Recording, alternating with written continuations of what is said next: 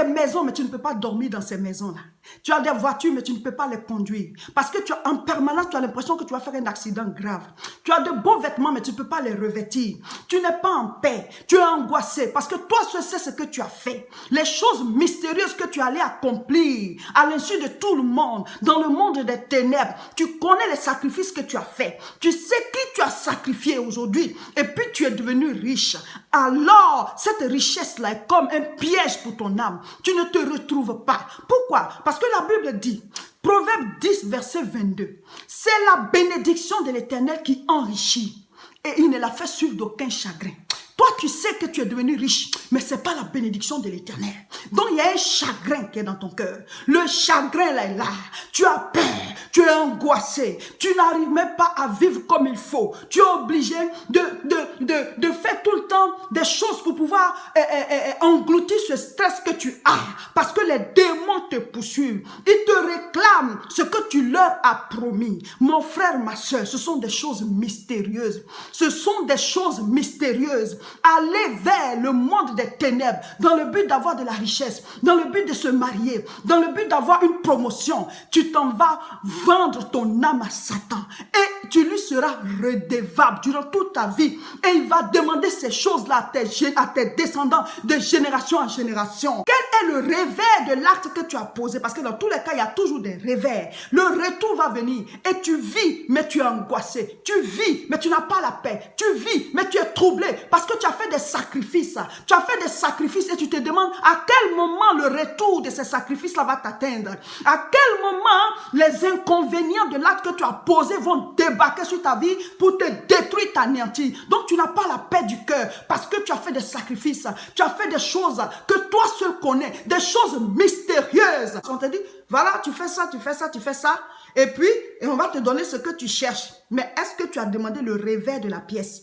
Est-ce que tu as demandé le verso de la page? Parce que quand on dit recto, là, il y a verso aussi. Quel est le verso de ce que tu es en train de faire, mon frère, ma soeur? Tout ça a des conséquences. Ces choses-là ont des conséquences, mais très graves. Très grave parce que c'est des alliances avec des démons, des esprits méchants.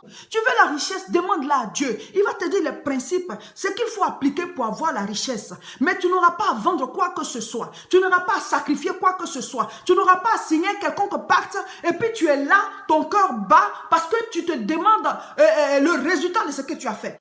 Parce que tu as dit que tu veux être riche. Tu as besoin de richesse et comme tu ne veux pas passer par la voie normale, tu ne veux pas passer par la bénédiction de Dieu, tu vas aller consulter des devins qui vont te dire, il y a un prix à payer. Puisqu'en toute chose, il y a un prix à payer. Et alors, ils vont te mettre devant les faits. Il faut que tu sacrifies une personne très chère. Il faut que tu sacrifies soit ton père, soit ta mère, soit ton épouse, soit ton époux, ou l'un de tes enfants. Ou alors que tu vendes une partie de ton corps. Mon frère, ma soeur, ce sont des choses mystérieuses. Ce sont des choses qui relèvent du monde des ténèbres, qui relèvent du monde de Satan. Dieu n'est pas dans ces choses. Dieu ne veut pas qu'on sacrifie qui que ce soit pour obtenir la richesse. Il nous donne et il nous donne en abondance. Il nous donne en abondance. Dieu peut te rendre riche. Tu n'as pas besoin d'aller faire des choses de ce genre. Tu n'as pas besoin d'accomplir des rituels dans le but d'être riche. Et si tu es riche sur la terre et qu'après cette terre, tu vas dans le feu de la géhenne, tu vas te lever, tu dis, ah, tu veux te marier. Au lieu de demander à Dieu ton propre mari ou ta propre femme, tu as la mauvaise idée de vouloir arracher l'épouse ou l'époux de quelqu'un d'autre. Alors, tu vas chercher des forces maléfiques pour pouvoir arracher ce foyer-là. On va te dire, fais ci, fais ça.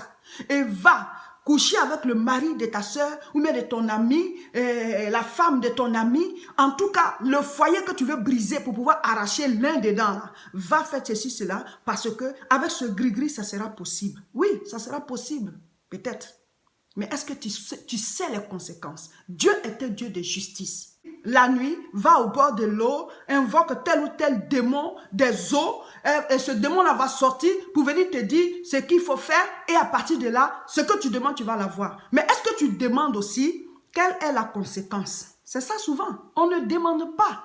Quelle est la conséquence? On va te dire par exemple, va faire des sacrifices au cimetière. Lève-toi la nuit, habille-toi de telle ou telle manière, prends un animal, va, tue-le au cimetière, ou alors de la boisson, de la nourriture, va verse et dit telle ou telle parole, tout simplement parce que tu as dit que tu as besoin de chance, de bonheur, de mariage, de travail, ou alors de guérir d'une quelconque maladie. Mais mon frère, ma soeur, ça n'a pas de sens. Cela n'a pas de sens puisque au cimetière, il n'y a pas de vie. Tous ceux qui sont au cimetière, ils sont morts. Ils sont morts. Celui qui est mort n'a pas de vie à donner à quelqu'un d'autre, puisque lui-même, il a perdu la vie. Donc, non seulement ça n'a pas de sens, mais ce sont des choses mystérieuses. Ce sont des choses mystérieuses qui attirent des tragédies dans les familles, qui attirent le malheur, parce que ce sont des alliances, des pactes avec des esprits impurs. Et ça va jusque de génération en génération. Il faut éviter ces choses-là. Tu cherches du travail. Et comme tu cherches ce travail-là depuis longtemps, et qu'au fond de toi, tu es découragé, croyant que Dieu t'a abandonné, tu finis par tomber sur une entreprise. Ils te disent, nous, on veut bien t'embaucher, mais il faut que tu rentres dans la fraternité. Tu ne sais même pas ce que c'est. Toi, tu te dis, pourvu que tu aies un boulot, pourvu que tu aies de l'argent. Mais tu ne sais même pas si c'est au prix de ton âme. Tu ne sais même pas si c'est au prix de ton âme, mon frère. Tu ne sais pas si c'est au prix de ton âme, ma soeur.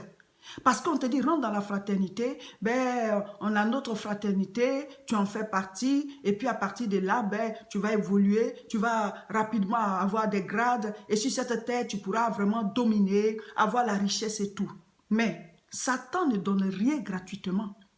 À l'origine, les hommes n'appartiennent pas à Satan, nous appartenons à Dieu.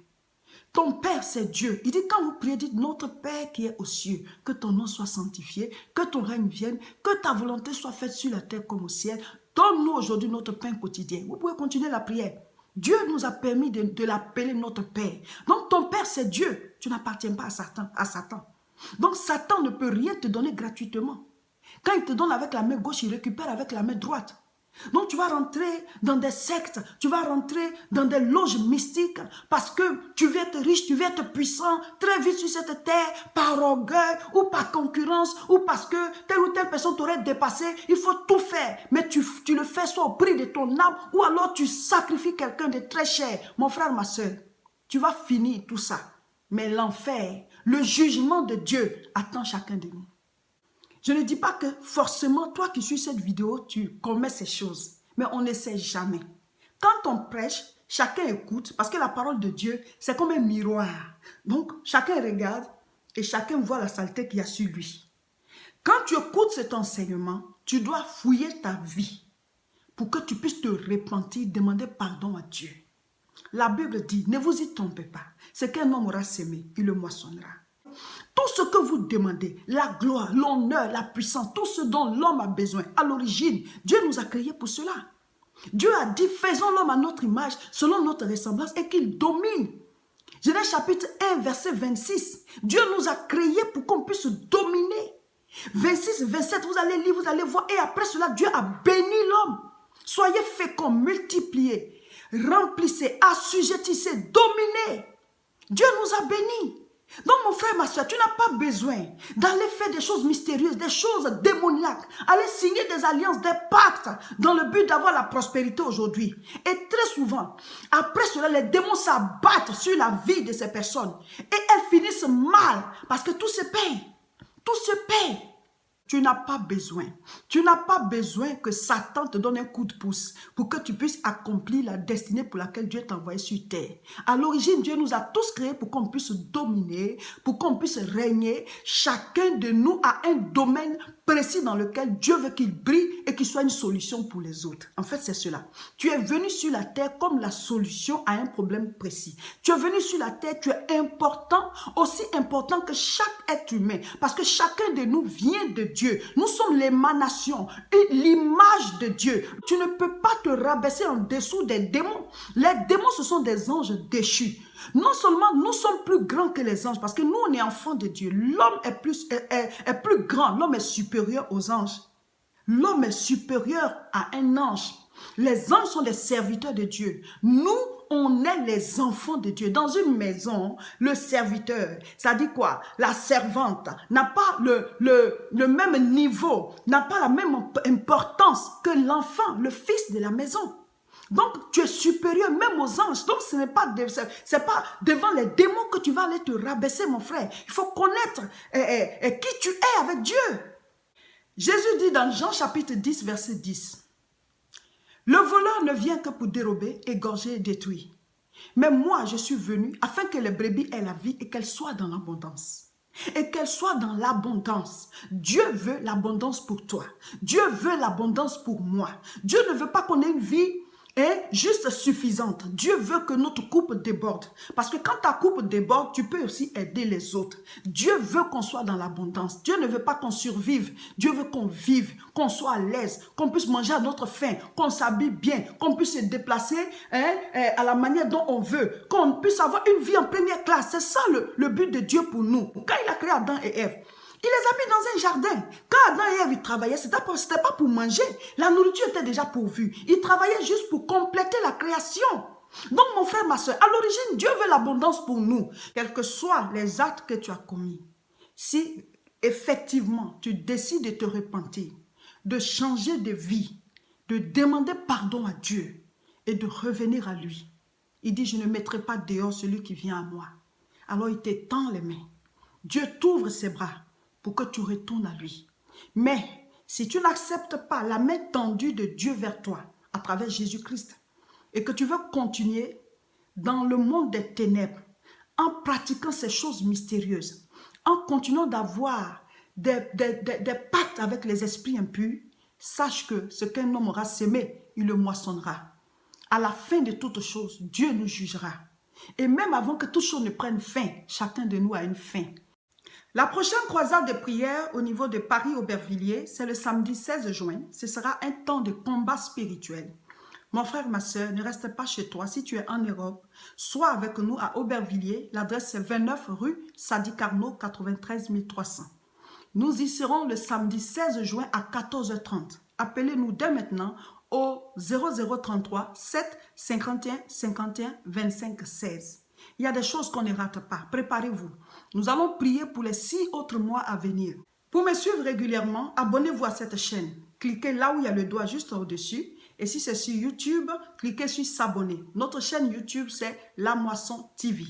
Mon frère, ma soeur, pour pouvoir participer à l'œuvre de Dieu, partage cette vidéo. Partage-la pour aider tous tes amis, toutes tes connaissances, afin de sauver plusieurs personnes et les envoyer dans le royaume des cieux.